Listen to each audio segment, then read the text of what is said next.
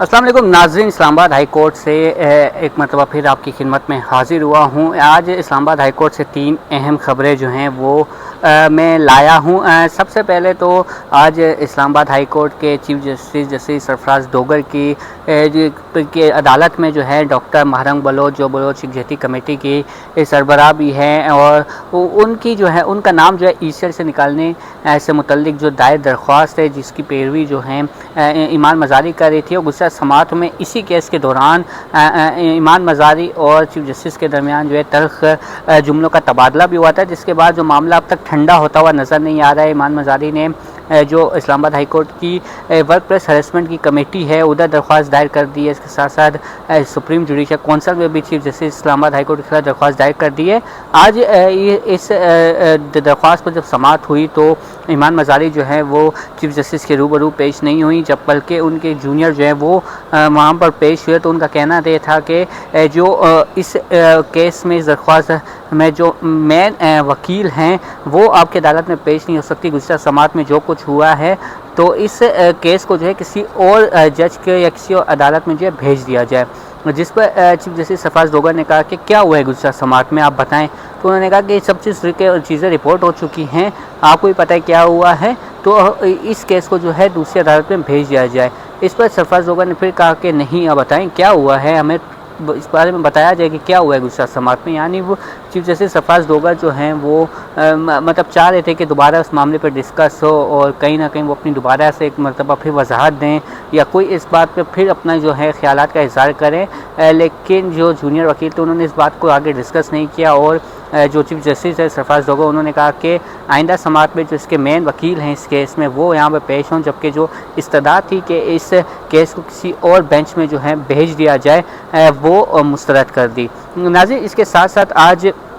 Islamabad high court में एक दरख्वास्त दायर हुई है जस्टिस आज़म खान, जिन्होंने इमरान खान के खिलाफ इद्दत निकाह केस का जो है फैसला दिया था और फिर वो डिपोटेशन में इस्लामाबाद हाई कोर्ट आ गए थे। उनके मेंबर हैं राजा मसूद, जिनका ताल्लुक बाग आज़ाद कश्मीर से। उन्होंने एक दरख्वास्त दायर की है आइनी दरख्वास्त से, जिस पर जो उनकी तैनाती है इस्लामाबाद हाई कोर्ट पे डिपोटेशन पे उसको चैलेंज किया गया है। इसके अहम नुकात क्या है इस दरख्वास्त के, वो आपको बताता चलूँ। सबसे पहले उन्होंने अपनी दरख्वास्त पे ये मौक़िफ़ इख्तियार किया है कि इस्लामाबाद हाई कोर्ट एक्ट 2010 की खुली खिलाफ वर्जी जो है वो की गई है। रूल 2011 के बाद डिपोटेशन पर तैनाती जो है वो गैर कानूनी हो चुकी है। जस्टिस आज़म खान जो हैं जज के मनसब पर फाइज रहने के अहल नहीं हैं। जस्टिस आज़म खान की रेगुलराइजेशन और प्रमोशन जो हैं वो मशकूक हैं। इसके साथ साथ जो राजा मसूद उन्होंने ये भी कहा है कि अदालत जो है वो एक अवामी मफाद का दफ्तर है और वहाँ पर गैर कानूनी जो कब्ज़ा है उसको बर्दाश्त नहीं किया जाएगा। और जस्टिस आज़म खान से मुतल्लिक़ ही कुछ केसेस ऐसे हैं जिनकी उन्होंने खुद ही जो है वो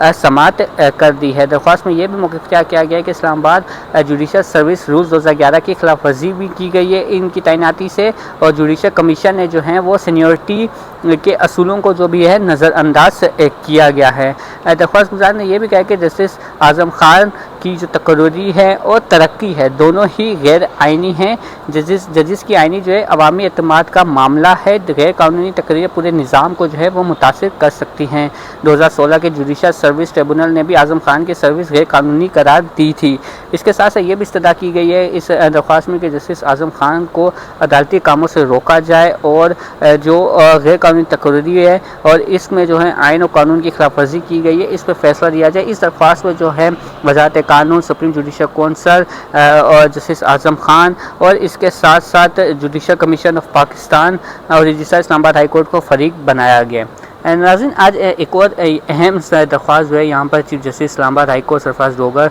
और जस्टिस आज़म खान की ही बेंच पर लगा हुआ था। जस्टिस तारिक महमूद जहांगीरी जिन जो वो ये उन जजेस में से जो 6 जजेस ने इस चीफ जस्टिस ऑफ पाकिस्तान को ख़त लिखा था कि हम पे जो है बैरूनी ताकतें जो बैरूनी जो इदारे हैं वो दबाव डालते हैं फ़ैसलों के लिए, जिस पर ख़त पे तो कुछ अमल हुआ नहीं। लेकिन कहा जाए तो ये वो उन जजेस में से शुमार है जो एंटी इस्टेब्लिशमेंट है और इनके ख़िलाफ़ एक दरख्वास्त दायर की गई थी मियाँ दाऊद की जानिब से कि इनकी जो तालीमी इसनाद है वो जाली हैं और ये अहल नहीं है, जिस पर माजी में जो है दरख्वास्त दायर की गई। उस वक्त जज ने जो है दरख्वास्त जो है वो काबिल समात करार दे दी थी, लेकिन जज का ट्रांसफ़र हो गया। आज फिर दोबारा ये जो है डिवीज़न बेंच पे लगी और आज जो है जस्टिस तारिक महमूद जहांगीरी से यकजहती के लिए जो है डिस्ट्रिक्ट बार भी आया हुआ था और हमने देखा कि जो कोर्ट रूम नंबर 1 है वहाँ पर जजेस की जो है भरमार थी और जब वो रोस्टम पे भी गए और वहाँ पे जो वकला था उनका ये कहना था कि ये जो जजेस के ख़िलाफ़ कोई भी दरख्वास्त होती है वो सुप्रीम जुडिशल कौंसिल का इख्तियार है, ना कि किसी अदालत में उसको लाया जाए। इस वक्त इसी तरह की एक जो दरख्वास्त है वो वहाँ पर भी दी गई है, लेकिन इस पर अब तक ताहाल फैसला नहीं हुआ है, जिस पर जो है चीफ जस्टिस सरफराज डोगर ने जब तक सुप्रीम जुडिशल कौंसिल में ये उसको वो उस दरख्वास्त का फैसला नहीं कर सकती